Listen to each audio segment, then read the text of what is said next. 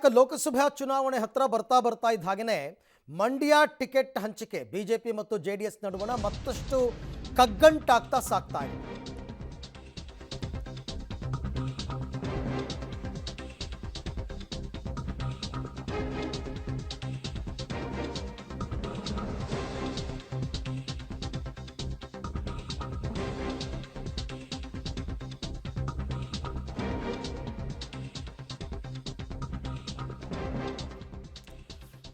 ಜೆಡಿಎಸ್ಗಿಂತಲೂ ನನಗೆ ಹೆಚ್ಚಿನ ಅವಕಾಶ ಇದೆ ಅಂತ ಸಂಸದೆ ಸುಮಲತಾ ಅಂಬರೀಶ್ ಅವರು ಹೇಳಿದ್ದಾರೆ. ನನಗೆ ವಿಪರೀತ ವಿಶ್ವಾಸ ಇದೆ, ಬಿಜೆಪಿನೇ ಮಂಡ್ಯ ಕ್ಷೇತ್ರವನ್ನು ಉಳಿಸ್ಕೊಳ್ಳುತ್ತೆ, ನಾನೇ ಸ್ಪರ್ಧೆ ಮಾಡ್ತೀನಿ ಅಂತ. ಆದರೆ ಒಂದು ಕಡೆ ಜೆಡಿಎಸ್ಗೆ ಈಗಾಗಲೇ ಬಿಜೆಪಿ ಮಂಡ್ಯ ಮತ್ತು ಹಾಸನವನ್ನು ಬಿಟ್ಟುಕೊಡ್ತಾ ಇದೆ ಅಂತಕ್ಕಂಥ ಮಾತು.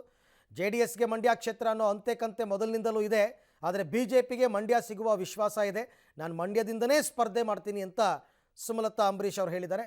ಈಗಾಗಲೇ ಈ ಹಿಂದೆನೂ ಕೂಡ ಇವರು ಈ ಮಾತನ್ನು ಹೇಳಿದರು, ಮಂಡ್ಯ ಅಂತ ಅಂದ್ಬಿಟ್ಟು. ಅಂದರೆ ಅವ್ರ ಲೆಕ್ಕಾಚಾರದಲ್ಲಿ ಬಿಜೆಪಿ ಟಿಕೆಟ್ ಸಿಕ್ಕಿದ್ರೆ ಫೈನ್, ಸಿಗಲಿಲ್ಲ ಅಂತಂದರೆ ಪಕ್ಷೇತರರಾಗೇ ಸ್ಪರ್ಧೆ ಮಾಡ್ತೀನಿ ಅನ್ನೋ ಲೆಕ್ಕಾಚಾರದಲ್ಲಿ ಸುಮಲತಾ ಅವರು ಇದ್ದಂಗಿದೆ.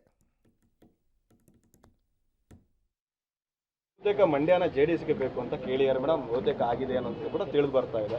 ಹೇಗಿರುತ್ತೆ ಮೇಡಮ್? ಇಲ್ಲ, ಬಹುತೇಕ ಆಗಿದೆ, ಅಂತೆ ಕಂತೆ ಅನ್ನೋದು ನಾವು ಮೊದಲಿಂದ ಕೇಳ್ಕೊಂಡು ಬರ್ತಾ ಇದ್ವಿ. ಅಧಿಕೃತವಾದ ಒಂದು ಘೋಷಣೆ ಆಗುವವರೆಗೂ ಯಾವುದು ನಿಜ ಇಲ್ಲ ಅಂತಾನೆ ತಿಳ್ಕೊ. ತಮ್ಗೆ ಹೋಪ್ ಇದೆಯಾ ಮೇಡಮ್? ಖಂಡಿತ ಇದೆ, ತಮಗೆ ಖಂಡಿತ ಇದೆ, ಖಂಡಿತ ಸಿಗುತ್ತೆ ತಮಗೆ ಏನಂತದ್ದು. ನೋಡಿ, ನಾನು ಒಂದು ವಿಷಯ ಸ್ಪಷ್ಟವಾಗಿ ಹೇಳಕ್ಕೆ ಇಷ್ಟಪಡ್ತೀನಿ. ನನಗೆ ಒಂದು ಟಿಕೆಟ್ ಬೇಕು ಅಂತ ನನ್ನ ಹೋರಾಟ ಅಲ್ಲ. ನನಗೆ ಒಂದು ಟಿಕೆಟ್ ಬೇಕು ಅಂದರೆ ನನಗೆ ಹಲವಾರು ಆಪ್ಷನ್ಸು ಇದೆ ನನ್ನ ಮುಂದೆ. ಎಲ್ಲಾದರೂ ನಿಂತ್ಕೋಬೇಕು, ಯಾವುದಾದ್ರೂ ಒಂದು ಕಡೆ ನಾನು ಟ್ರೈ ಮಾಡಿ ಒಂದು ಟಿಕೆಟ್ ತಗೊಳ್ಳೇಬೇಕು ಅಂದರೆ ಅದಷ್ಟು ಕಷ್ಟವಾದ ವಿಷಯ ಏನಲ್ಲ. ನನ್ನ ಹೋರಾಟ ಮಂಡ್ಯಕ್ಕೋಸ್ಕರ. ಮಂಡ್ಯವನ್ನು ಉಳಿಸ್ಕೋಬೇಕು. BJP ಮಂಡ್ಯದಲ್ಲಿ ಒಂದು ಪಕ್ಷವನ್ನು ಇಲ್ಲಿ ನಾವು ಬಿಲ್ಡ್ ಮಾಡ್ಕೊಂಡು ಹೋಗಬೇಕು ಅನ್ನೋದು ನನ್ನ ಹೋರಾಟ. ಈ ವಿಚಾರ ಇಟ್ಕೊಂಡು ಅದೇ ಜೆಡಿಎಸ್ ಅವರು ಅದನ್ನ ಕೇಳ್ತಾ ಇದ್ದಾರೆ ಅನ್ನೋದು ಆಗ ಅವರಿಗೆ ಆಗುವಂಥದ್ದಾದರೆ ಹೇಗಿರುತ್ತೆ ಅನ್ನೋದು. ಅಲ್ಲ, ನೋಡೋಣ. ಇನ್ನೂ ಪಕ್ಷ ಏನೂ ಅಧಿಕೃತವಾಗಿ ಏನೂ ಆಗಿಲ್ಲ. ಅದೇ ರೀತಿ ನಿನ್ನೆ JDS ವತಿಯಿಂದನೂ ಆ ರೀತಿ ಏನು ಚರ್ಚೆಗಳಾಗಿಲ್ಲ ಅನ್ನುವಂಥದ್ದೇ ಆಯ್ತು. ಸಿಕ್ಕಿರುವಂಥ ಮಾಹಿತಿ ಪ್ರಕಾರವಾಗಿ ಮೀಟಿಂಗ್ ಮುಗಿದ ಮೇಲೆ ನಿಖಿಲ್ ಅವರು ಮಾತಾಡ್ತಾರೆ, ಅಂದ್ರೆ ಮಂಡ್ಯವೂ ಸೇರಿದಂತೆ 3 ಕ್ಷೇತ್ರಗಳಲ್ಲಿ JDS ಜಾಸ್ತಿ ಮುನ್ನಡೆ ಇದೆ ಬಿಜೆಪಿಗಿಂತ, ಹಾಗಾಗಿ ಮಂಡ್ಯ ಸೇರಿದಂತೆ 3 ಕ್ಷೇತ್ರ ನಮಗೆ ಬರುತ್ತೆ ಅಂತ ಹೇಳಿದ್ದಾರೆ. ಅಲ್ಲ, ಅವ್ರು ಏನು ಬೇಕಾದರೂ ಅವ್ರ ಪರವಾಗಿ ಅವರು ಅಲ್ಲಿ ಮಾತಾಡಿ ಬಂದಿರ್ತಾರೆ, ಅದರಲ್ಲಿ ತಪ್ಪೇನಿಲ್ಲ.